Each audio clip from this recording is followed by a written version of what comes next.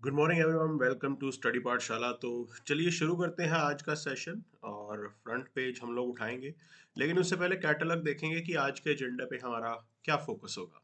तो cyclone fungal से related कुछ बात करेंगे, ट्रॉपिकल साइक्लोन के कुछ एस्पेक्ट्स को यहाँ पे कवर अप करेंगे, क्योंकि क्लाइमेटोलॉजी के लिए ये एक इम्पॉर्टेंट आपका टॉपिक होता है। ठीक। एंड अदर देन दैट, इसके अलावा अगर आप बात करें तो हमने एक PYQ भी इसके ऊपर आपको जो है दिखाएंगे। H5N1 avian influenza bird flu आप इसे बोल सकते हो, उसको लेके कुछ फाइंडिंग्स हैं। ठीक है। और ये म्यूटेट कर रहा है, तो ह्यूमन टू ह्यूमन ट्रांसमिशन भी हो सकता है। इंडिया बांग्लादेश रिलेशन पे रिलेटेड कुछ बात समझेंगे यहाँ पे कि अब आगे फ्यूचर में क्या होने वाला है। तो वो आर्टिकल यहाँ पब्लिश हुआ है, उस आर्टिकल को देखेंगे कि what this newspaper is talking about. And then एक नई डेवलपमेंट है, that is civil war in Syria is back. तो उस एस्पेक्ट को कवर करेंगे, और ये हमास इसराइल का तो चलता रहता है। आज के सेशन में हमने PYQs ऐड किए हैं, तो don't miss out on these things. Other than that, आप हमारा टेलीग्राम ग्रुप भी ज्वाइन कर सकते हो if you want to access the PDF। Okay. तो ये जो डॉक्यूमेंट हम लोग करते हैं, इसका PDF आपको अवेलेबल हो जाता है। चलिए, तो शुरू करेंगे। Cyclone Fengal batters the north Tamil Nadu, और इसका इम्पैक्ट उस पूरे एरिया के अंदर पड़ता है। ठीक है। तो ये हमें थोड़ा सा आइडिया रखना चाहिए कि क्या होता है, क्या इम्पैक्ट होता है। अब देखो, there is a place called Coorg, काफ़ी अच्छा वहाँ पे एक सीनिक ब्यूटी बहुत अच्छी है। जब भी यहाँ साइक्लोन होता है, ये कुर्ग जो है वो ये कर्नाटका में पड़ता है। और जब भी जो है साइक्लोन वहाँ पे बे ऑफ बंगाल में आएगा, कुर्ग के अंदर बहुत अच्छी बारिश होती है। तो ये एक एडिशनल पॉइंट है जो हमें थोड़ा सा ध्यान देना चाहिए, कभी ऐसे ही भूले भटके क्वेश्चन पूछ लेता है UPSC। चलिए, सवाल करते हैं। तो jet streams occur in the northern hemisphere only. अच्छा, पहली बात समझिए, जब भी आपके यहाँ पे जब UPSC का क्वेश्चन करें, जहाँ पे ओनली आ जाए ना, वहां पे आपकी आंखें खुल जानी चाहिए। Clear. That should be your eye opener, because एकदम से वहां पे डाउट उसी के अराउंड ही क्रिएट होता है। Then only some cyclones develop N I, ये भी दूसरी स्टेटमेंट है। ठीक है। और तीसरी स्टेटमेंट कह रही है कि temperature inside the I of a cyclone is nearly 10 degrees lesser than the surroundings. Okay, अब सराउंडिंग्स के समझने के लिए हमें साइक्लोन के स्ट्रक्चर का आइडिया होना चाहिए। अब देखो, आप ये स्ट्रक्चर पूरा देख लीजिए। तो ट्रॉपिकल साइक्लोन के सेंटर वाला पॉइंट है, इसे बोलते हैं आई। और आई के अंदर जो है वो कामनेस होती है। ठीक है। यहाँ पे कामनेस मिलेगी आपको। और होता क्या है, जैसे जैसे ये लैंड फॉल करता है, ठीक, मतलब जमीन के साथ टकराएगा। और साइक्लोन का ओरिजिन तो आपका ओशियन के अंदर होता है, ये हमें मालूम है। ठीक है, ओशियन के अंदर ओरिजिन होगा, और जैसे ही ये लैंड के साथ टकराएगा, तो पहले देखिए, स्ट्रक्चर के हिसाब से ये वॉल वाला एरिया जो है, ये सबसे पहले टकराएगा। और इस वॉल वाले एरिया के अंदर मैसिव रेन्स, ठीक, बहुत ज्यादा बारिश होती है। प्लस आप ये बोलेंगे हाई स्पीड, बहुत तेज जो है गति से हवाएं भी चलती हैं। और एक चीज बता दें, अगर ये हवाएं 65 किलोमीटर्स पर आवर से ज्यादा से चल रही हैं, तभी उसे एक तरीके से साइक्लोन डिक्लेयर किया जाता है। ठीक, तो ये टेक्निकलिटी है, हमें मालूम होनी चाहिए। साइक्लोन नाम तभी दिया जाएगा जब हवाएं 65 किलोमीटर से ज्यादा होंगी। तो जैसे ही ये वॉल टकराएगी, उसके बाद आई आएगी। आई में कामनेस है। एक दो दिन जो है वो शांति रहती है, बारिश नहीं होती है। फिर वॉल का दूसरा हिस्सा आ जाता है, पीछे वाला हिस्सा। फिर दोबारा बारिश जो है वो स्टार्ट हो जाती है। क्लियर। तो ये थोड़ी ब्रॉड पिक्चर है जो हमें मालूम होनी चाहिए यहाँ पे। अच्छा, अब ये देखिए कि सबसाइडिंग वार्म एयर। अब देखो यहाँ पे आई के अंदर लिखा हुआ है कि वार्म एयर को साइड में हटा के कूल एयर थोड़ा नीचे आ जाती है। ठीक है, तो ये कुछ एस्पेक्ट बताए हैं यहाँ पे। अच्छा, अब लेकिन टेम्परेचर की जो बात इन्होंने कही है कि temperature inside I is nearly 10 degrees lesser than surroundings, ये तो एब्सर्ड लग रहा है। आसपास तो बहुत तेज बारिश हो रही है, तो वहां पे टेम्परेचर थोड़ा कम होना चाहिए। ठीक है, तो ये स्टेटमेंट गलत हो जाएगी। दूसरी चीज, अभी कह रहे हैं कि jet stream occurs only in the northern hemisphere. तो अब आपको ये बता दें, तो देखिए, ट्रॉपिकल ईस्टर्ली जेट स्ट्रीम चल रही है, ये सब ट्रॉपिकल जेट स्ट्रीम चल रही है, पोलर जेट स्ट्रीम चल रही है।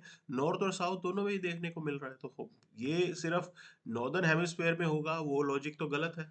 क्लियर। तो आप इसको भी गलत कर सकते हैं। ठीक है ना। अब बचा आपके पास एक option, that is only some cyclones develop N I. देखिए, जो आपके ट्रॉपिकल साइक्लोन होते हैं सिर्फ वही आई फिनोमेना बनाते हैं, इसके अलावा हमारे पास टेम्परेट साइक्लोन भी होते हैं। क्लियर? तो टेम्परेट साइक्लोन बहुत बड़े एरिया के अंदर स्प्रेड होता है, लेकिन उसका जो असर है वो इतना ज़्यादा नहीं होता, लेकिन वो आई नहीं बनाता, उसका स्ट्रक्चर डिफरेंट होता है। क्लियर? तो ये आइडिया होना चाहिए। तो सेकंड स्टेटमेंट जो है ये आपकी सही है, and this is what we have, ये C is the right answer. चलिए आगे बढ़ेंगे कवर करते हुए। तो यहाँ पे पॉलिटिकल न्यूज में will not get into, and moving further. ठीक, तो एवियन इन्फ्लुएंजा बर्ड फ्लू जो है वो यहाँ पे स्प्रेड आउट हो रहा है, और काफी खतरनाक चीजें हैं। क्या खतरनाक है इसके अंदर? सबसे बड़ी खतरा इसके अंदर ये है कि ये म्यूटेट कर रहा है वायरस। ओके, वायरस म्यूटेट कर रहा है, और म्यूटेट करते करते आप ये देख सकते हैं कि ह्यूमन टू ह्यूमन अगर वो म्यूटेशन हो गया तो उससे बड़ा खतरा नहीं है। अभी तक हमें ये देखा था कि बर्ड से जो है ह्यूमंस में आ रहा था, लेकिन ह्यूमन टू ह्यूमन अगर हो जाए तो वो बहुत खतरनाक हो सकता है हमारे लिए। वही चीज यहाँ पे इन्होंने पॉइंट आउट की है। क्लियर? तो इसको देखते हैं, ये बर्ड फ्लू से रिलेटेड जो है खबर है, ये कौन से पेज पे आई है, वहां तक पहुंचेंगे। इन द मीन टाइम, हाँ जी, देखिए साइंस के पेज पे है, emerging H5N1 mutations raise the risk of human infections. Okay, so we have this. अब म्यूटेशन से नुकसान यही है कि ह्यूमन टू ह्यूमन ट्रांसमिशन अगर होता है, अभी कंफर्म नहीं हुआ वैसे, अगर ये ह्यूमन टू ह्यूमन ट्रांसमिशन में चली जाती है चीज, तो that is going to be a very dangerous thing for us. Okay, और ये H5N1 वायरस जो है ये आपका बर्ड फ्लू होता है। ठीक, अब आप एक बार देखिए, H1N1 virus sometimes mentioned in news with reference to which one of the following. अब ये प्रीवियस ईयर्स का क्वेश्चन है, 2015 में पूछा गया था। तो H1N1 जो है वो आपका स्वाइन फ्लू होता है। ठीक, तो ये थोड़ी चीजें हैं, थोड़ी टेक्निकलिटीज हैं, ये याद रखनी है हमें। तो ये डेवलपमेंट जो हो रही है यहाँ पे बहुत खतरनाक है हमारे लिए, और इसका पूरा आइडिया हमें रखना चाहिए। ठीक है ना? Will see how things will work out here. और इंडिया बांग्लादेश रिलेशन की बात करेंगे, तो चिन्मय कृष्ण दास को वहां पे पकड़ा। अब कौन है चिन्मय कृष्ण दास, उनके बारे में भी देखते हैं। ये बांग्लादेश समितो सतनानी जागरण जोत के स्पोक्स पर्सन है, और इनके ऊपर एक तरीके से सेडिशन के चार्ज इन्होंने लगाए हैं। अब सेडिशन के चार्ज में क्या कहा गया है, इन्होंने कहा कि वहां पे कम्युनल क्लैश हुए, और एक ऐसा इंसिडेंट हुआ कि भाई अ, बांग्लादेश फ्लैग के ऊपर इन्होंने केसरी ध्वज लगवा दिया। ठीक है ना? कि बांग्लादेश के फ्लैग के ऊपर। ओके, और ये चीज एक तरीके से इन्होंने पॉइंट आउट कर दी, और वो चीज के चक्कर में इनको अरेस्ट किया गया है। ठीक, अब he is also associated with ISKCON, ये इस्कॉन के साथ भी एसोसिएटेड है, तो काफी पूरी दुनिया में खबर फैल गई है। अब देखिए यहाँ पे क्या है, क्या हो रहा है बांग्लादेश के अंदर। तो माइनॉरिटी लीडर्स के मेजर कंसर्न है, स्पेसिफिकली हिंदूज की अगर हम बात करेंगे, Hindus are 8% of Bangladesh population. That is the first point you have to understand, and they are in minority. Okay, and we have seen parallel to that radicalization बहुत ज्यादा है बांग्लादेश की सोसाइटी में, बढ़ रहा है, पूरे इस्लामिक वर्ल्ड में बढ़ रहा है, और रेडिकलाइजेशन बांग्लादेश में भी देखने को मिल रहा है। तो ऐसी सिचुएशन के अंदर ये खतरनाक सिचुएशन है, मतलब माइनॉरिटीज के लिए। ठीक, ये प्रॉब्लम है। प्रोटेस्ट हो रहे थे, there are still protest going on, और यूनिस गवर्नमेंट के ऊपर भी अब प्रेशर पड़ रहा है इंटरनेशनल कम्युनिटी का, because earlier what was the scene, even now media has started saying that Bangladesh के अंदर एक सीरियस कंसर्न चल रहा है, ह्यूमैनिटेरियन क्राइसिस चल रहा है। So we have to be very, you can say, concerned about this, because something that is happening in your neighborhood, आपके यहाँ पे अगर नेबरहुड में कुछ भी होगा, उसका इम्पैक्ट इंडिया पे होगा ही होगा।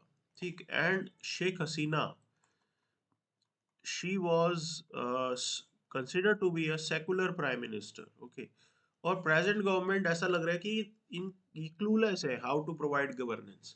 चलो, they have made a interim government, और उसके अंदर एक वर्किंग अरेंजमेंट बनाया है, और मोहम्मद यूनुस साहब को बिठाया है वहां पे, बट रियलिटी इज दिस कि भी वो जानते नहीं है कि कैसे करना है। गवर्नेंस सबके बस का नहीं होता। ठीक है, he might be a good researcher, he have got, you can say, Nobel prize वगैरह उन्होंने जीता है, बट यहाँ पे governance is all together different game, it requires some different type of art. तो वो चीज अब देखनी है यहाँ पे। And other question that media is asking, अब ये इंटरनेशनल मीडिया पूछ रही है, they are asking that when democracy is to be restored, कि बांग्लादेश में ये डेमोक्रेसी कब रिस्टोर की जाएगी। क्लियर। तो ये सवाल अब देखना है कैसे होगा, and things will take time, इसको थोड़ा टाइम भी लगेगा। चलिए, मूविंग फर्दर, आगे चलते हैं यहाँ पे। तो will directly go to the international page, okay. और इंटरनेशनल पेज पे खबरें तो पता ही हैं, उसके साथ लेकिन आज हम देखेंगे कि प्रीवियस ईयर किस टाइप के पूछे गए हैं। तो Syrian army on the back foot, Aleppo city की बात हो रही है यहाँ पे, ओके। तो सीरियन जो रिबेल है, now they want to use this time to attack Syria, क्योंकि सीरियन गवर्नमेंट की अगर आप बात करेंगे, सीरियन गवर्नमेंट को रशिया बैक कर रहा था, ठीक है, प्लस हिजबुल्ला भी इनकी मदद में आ रहा था इस वॉर के अंदर, सिविल वॉर में। अब now both of them are busy, Russians are busy with Ukraine, ठीक, और हिजबुल्ला इसराइल के साथ लड़ रहा है।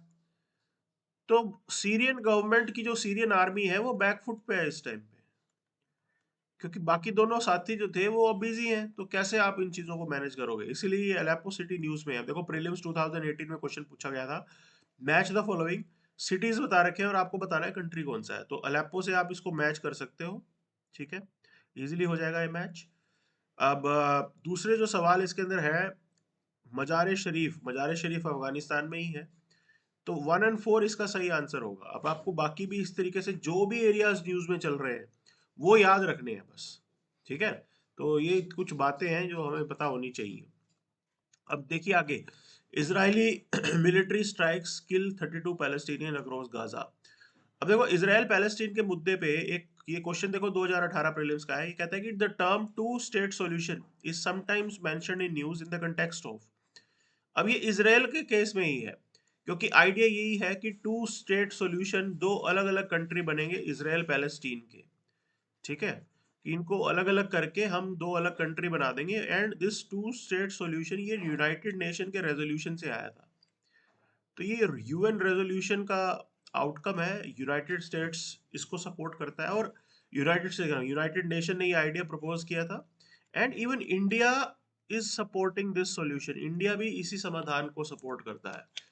बट अब बात यह है कि अगर पूरे पैलेस्टीन पे ही इसराइल का कब्जा हो गया तो टू स्टेट सॉल्यूशन का क्या मतलब रह जाएगा। And this is what experts are saying, कि पूरा अगर इसराइल पैलेस्टीन को अपने कब्जे में ले लेते तो फिर आप क्या टू स्टेट सॉल्यूशन करोगे, फिर तो मीनिंगलेस हो गया वो। And then next news is Israel strikes Hezbollah in Syria in test of truce. Okay, अब देखो हिजबुल्ला के केस में क्या है कि वहां पे वो वेपन्स अरेंज कर रहे थे, ठीक है ना, स्मगलिंग हो रही थी वेपन्स की।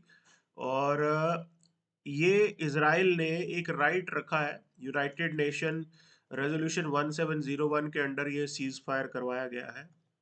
लेकिन इस सीज फायर के अंदर इसराइलीज के पास एक ये राइट है कि भी अगर किसी भी केस में हिजबुल्ला इस तरीके की चीजें करता है तो इसराइल के पास राइट होगा वो अटैक करने का, और वही किया है उन्होंने, ठीक है ना।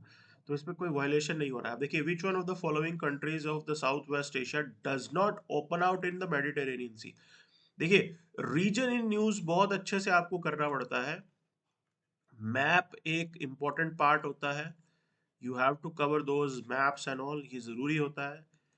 अब लेबनान ओपन हो रहा है, इसराइल ओपन हो रहा है मेडिटेरेनियन सी में, ठीक है, सीरिया भी ओपन हो रहा है मेडिटेरेनियन सी में, जॉर्डन ये ओपन नहीं होता, और वही पूछा हुआ है, तो इसका राइट आंसर होगा जॉर्डन।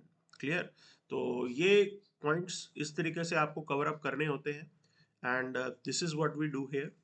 सो आपको टेलीग्राम ग्रुप के अंदर हमारा जो है इसका डॉक्यूमेंट मिल जाएगा। Till then, thank you very much.